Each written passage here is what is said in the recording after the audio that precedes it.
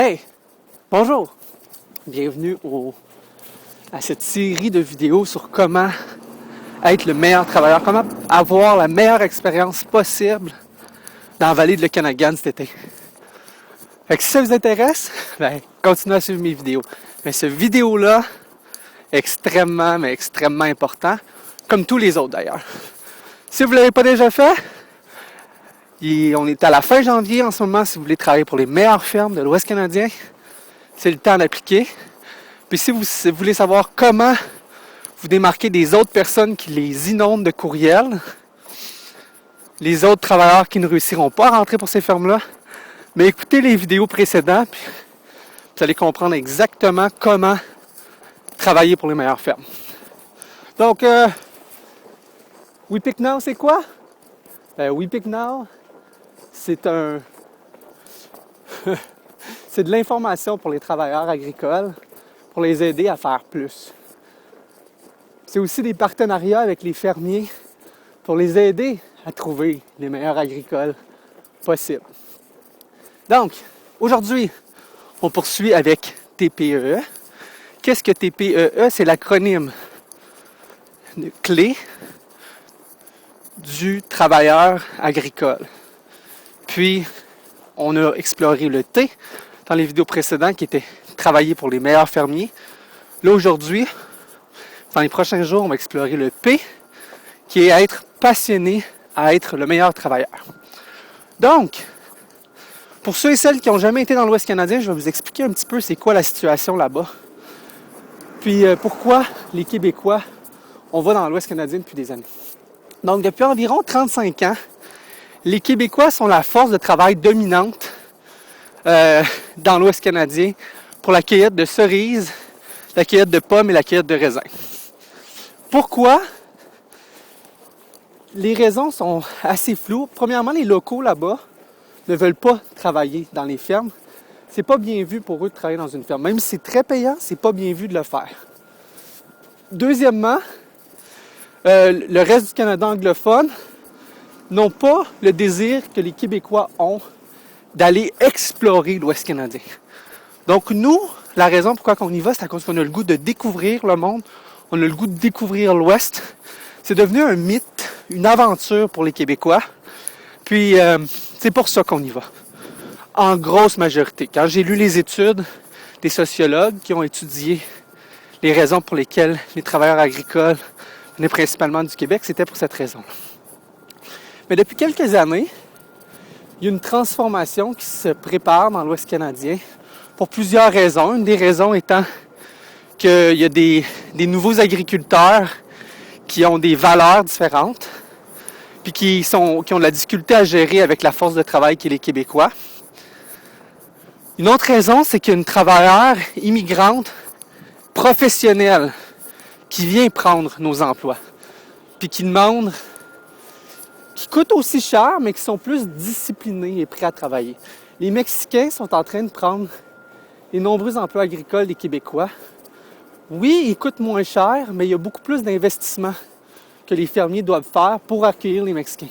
Ils doivent payer leur billet d'avion puis leur fournir une maison. Dans le cas des Québécois, ils n'ont pas besoin de faire ça.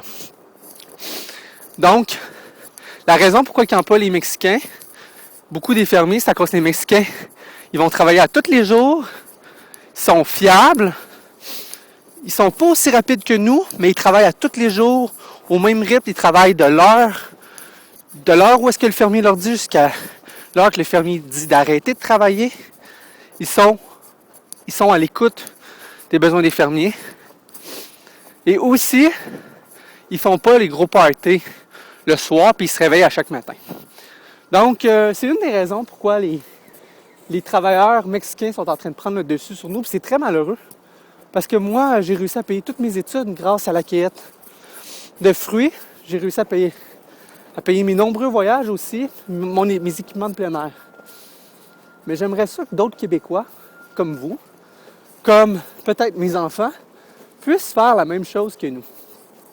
Puis à date, malheureusement, il y a des mauvais leaders dans la communauté de travailleurs québécois qui font en sorte qu'on perd toute notre crédibilité auprès de la communauté locale, dans l'Ouest, mais aussi auprès des fermiers. Donc, je vais vous demander rapidement de vous imaginer l'Ouest canadien. La majorité des Québécois arrivent là-bas, peu informés sur c'est quoi les normes en vigueur, où est-ce qu'ils peuvent aller camper, c'est où les douches, c'est où les épiceries. Les gens arrivent avec très peu d'informations là-bas, mal préparés. Puis là, ils arrivent là-bas, puis ils cherchent une communauté de gens avec qui ils peuvent se regrouper. Puis ces communautés de gens-là, c'est d'autres Québécois, souvent des travailleurs agricoles. Puis ces personnes-là se tiennent dans des parcs. Le parc de la ville de Soyuz au début de la saison, c'est à la plage, puis le parc de la ville d'Oliver. Puis les gens se regroupent dans ces parcs-là pour apprendre, pour réseauter avec les autres travailleurs, puis trouver des opportunités d'emploi. Puis ce qui est difficile dans cette situation-là, c'est qu'il y a beaucoup de gens qui arrivent trop tôt dans la vallée. Ils arrivent à la fin mai, au début juin, puis ils cherchent des emplois un peu avec le work zone. Puis il n'y a pas beaucoup d'emplois à ce moment-là de l'année. Parce que le moment où est-ce que les fermiers ont vraiment besoin de travailleurs, c'est lors de la récolte. Avant la récolte, ils ont besoin de très peu de travailleurs. Puis au début de la saison, c'est-à-dire de la mi-juin jusqu'aux premières semaines de juillet, là, il y a quelques fermes qui commencent à accueillir des cerises, mais très peu. Donc, ils ont besoin de travailleurs, mais pas beaucoup de travailleurs, puis c'est les anciens qui s'arrachent ces postes-là. Donc, tous les nouveaux, eux, se retrouvent dans le parc, ils ne trouvent pas d'emploi, puis ils font ce qu'ils veulent faire pour s'occuper. Puis là, je vais vous demander de vous imaginer le parc dans le quartier dans lequel vous avez grandi, ou encore votre parc préféré en ce moment. Tu sais, il y a sûrement un parc que vous aimez aller. Puis là, j'aimerais ça que vous pensiez, prenez 5 minutes pour penser, puis écrire c'est pourquoi que vous aimez aller dans ce parc-là. Puis suivez-moi. Vous allez comprendre où je m'en vais avec ça, là. Faites-moi confiance. C'est quoi les raisons pourquoi vous aimez ce parc-là? C'est à cause de la nature, à cause que c'est un endroit où est-ce que vous pouvez chiller puis rencontrer des amis? Est-ce que c'est à cause que c'est beau, il y a un lac, il y a un beau paysage? Est-ce que c'est à cause que vous pouvez aller faire de l'exercice là? Est-ce que c'est parce que c'est l'endroit où vous alliez jouer avec vos parents quand vous étiez jeunes dans les jeux? Est-ce que c'est l'endroit où vous êtes fait votre première blonde, votre premier chum? C'est quoi les souvenirs, les liens que vous entretenez avec ces parcs-là? Puis est-ce que pour vous, un parc dans une ville, c'est important? J'imagine que oui. Puis que vous avez répondu à ces questions-là. Maintenant, je vais arriver à la prochaine étape. Là, imaginez-vous qu'il y a un groupe d'individus que vous ne connaissez pas, qui parlent une autre langue, qui s'habille différemment de toi, qui a un langage différemment, qui a des habitudes de vie différentes, qui consomment de la drogue pour certains, qui consomment de l'alcool pour d'autres dans le parc, qui ont des chiens pas attachés, qui font leurs besoins partout, mais aussi des chiens des fois qui peuvent être agressifs entre eux. Il y a certaines personnes qui ont des comportements violents, ou qui sont intoxiqués par la drogue ou l'alcool. Puis là, imaginez-vous, là, voudriez-vous aller dans ce parc-là après, avec vos enfants, ou y aller par vous-même? Est-ce que vous auriez peur de cette communauté-là de personnes? Puis en plus, cette communauté-là de personnes vient d'une autre province, où la seule information que vous savez sur cette province-là, c'est qu'ils veulent se séparer du reste du Canada. Puis que tout ce qu'ils font, eux, c'est avoir des choses, des valeurs sociales vraiment fortes, comme avoir un système d'éducation extraordinaire où est-ce que les études sont payées, en majorité par la société, avoir un système de santé extraordinaire, avoir des garderies à 5 $. Pour le reste du Canada, là, les Québécois, là, on est gâtés. Puis ils ont l'impression que c'est eux qui payent pour nous, dans leurs impôts, pour toutes les gâteries qu'on se permet. C'est pas nécessairement vrai, Mais eux, c'est ça, la réalité, puis il faut être empathique avec ces gens-là. Puis, dans cette communauté-là, qui voient les Québécois comme ça, il y en a qui se disent « Ah, les Québécois, c'est des méchants », puis il y en a d'autres qui disent « Ben, c'est pas de leur faute, il y a des mauvais employeurs, il y a une mauvaise saison de cerises. » Il y en a qui sont empathiques envers nous. Puis si on lit des blogs qui parlent de ça, les commentaires sont environ 50-50. 50% des locaux qui ne comprennent pas en tout nos comportements, puis 50% des locaux qui les comprennent. Puis c'est sûr qu'il y a des gens locaux qui sont pas gentils aussi. Mais si vous comprenez bien que la majorité des locaux voient des gens chiller dans un parc, abuser de drogue, le parc, ils n'ont plus accès. C'est qui paie les taxes municipales dans cette ville-là? C'est pas les travailleurs québécois, c'est les locaux. Puis ils n'ont plus accès à leur parc. Ça, c'est quand même dommage pour eux. Ou ils n'ont plus accès à une partie de leur parc, tu sais, parce qu'on l'occupe. Puis ils n'ont plus le goût d'envoyer leurs enfants. Parce que les Québécois, il y a quelques personnes qui vendent de la drogue là-dedans, puis ils veulent pas que leurs enfants soient exposés à la drogue, ni à la violence, ni mordus par un chien. Donc, ils ont commencé dans ces villes-là à mettre des bails-là, c'est-à-dire des espèces d'officiers qui viennent dire aux Québécois quoi faire. Puis la communauté est pas très ouverte à ça parce qu'on a toujours eu le droit de boire notre bière, fumer notre joint, d'amener nos chiens dans le parc. Pourquoi, tout d'un coup, on nous empêche de le faire? Bien, la raison est simple. C'est à cause qu'on vit dans une société, puis tout le monde a le droit de tirer son épingle du jeu. Puis il y a des choses qui sont pas acceptables dans une société. Puis ils ont décidé, eux, de renforcer ces lois-là avec des bails-là. Donc, voilà une des raisons pourquoi les Québécois sont de moins en moins populaires dans l'Ouest. Puis l'autre raison, c'est à cause que les travailleurs mexicains ont beaucoup plus de crédibilité auprès de plusieurs fermiers parce qu'ils chialent pas, ils abusent pas, ils sont respectueux de leurs travailleurs, ils se lèvent à chaque matin, puis ils font un travail stable, constant. Donc, c'est possible de prévoir la quantité de fruits qui vont sortir.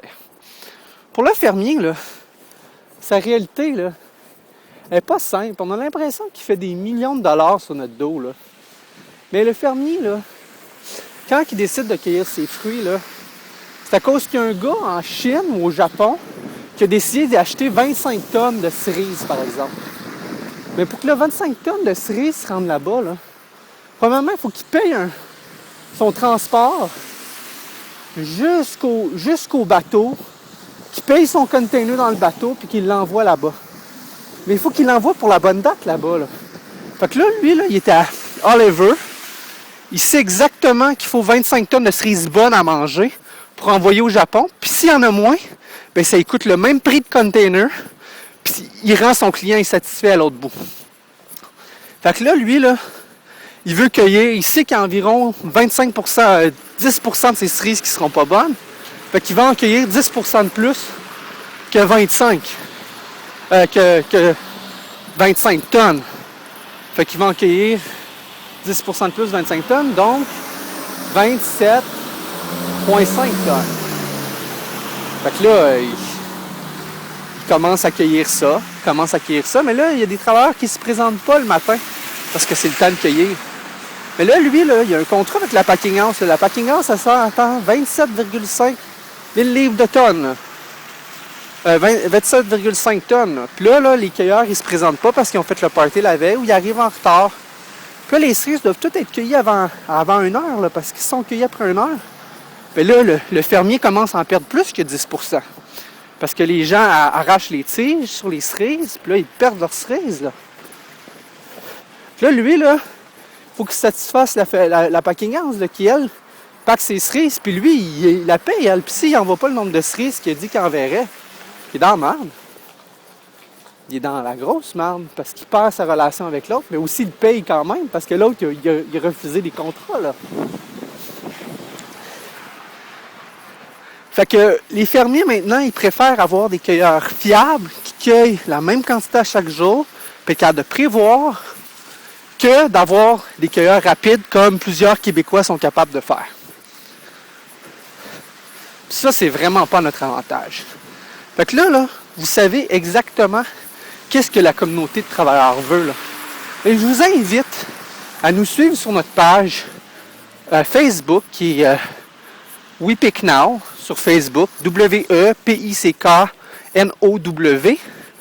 pour voir qu'est-ce qu'on a à vous apporter, vous, pour devenir les meilleurs travailleurs qu'il n'y a pas, puis permettre à vous, à vos enfants, puis à d'autres travailleurs d'aller gagner des sommes d'argent extraordinaires, puis de vivre une expérience dans l'Ouest extraordinaire.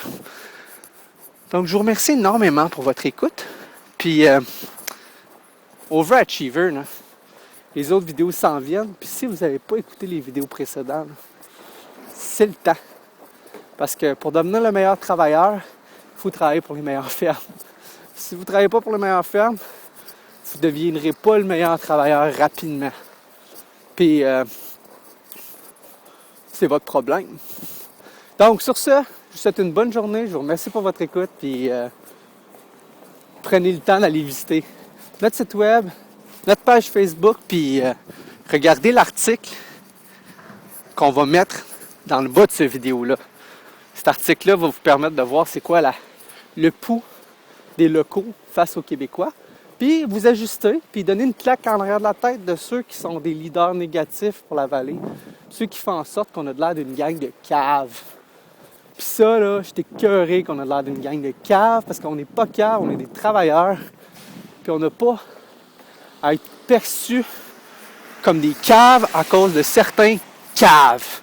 Fait que quand vous les verrez, là, donnez-leur un coup de pied dans le cul, puis sacrez-les dehors, puis dites-leur de partir. Puis donnez-leur pas de trucs, donnez-leur pas d'attention. Laissez-les être caves, puis à un moment donné, le bail-là va les pogner, puis va les embarquer. Puis il n'y aura plus le droit d'être Osseus ou Oliver. Ça va être tant mieux pour nous. Puis là, c'est à partir de ce moment-là que